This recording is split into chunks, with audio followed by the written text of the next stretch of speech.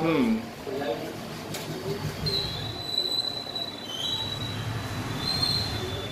हां हां. आणि वास जेव्हा आला तेव्हाच त्यावेळेस समजा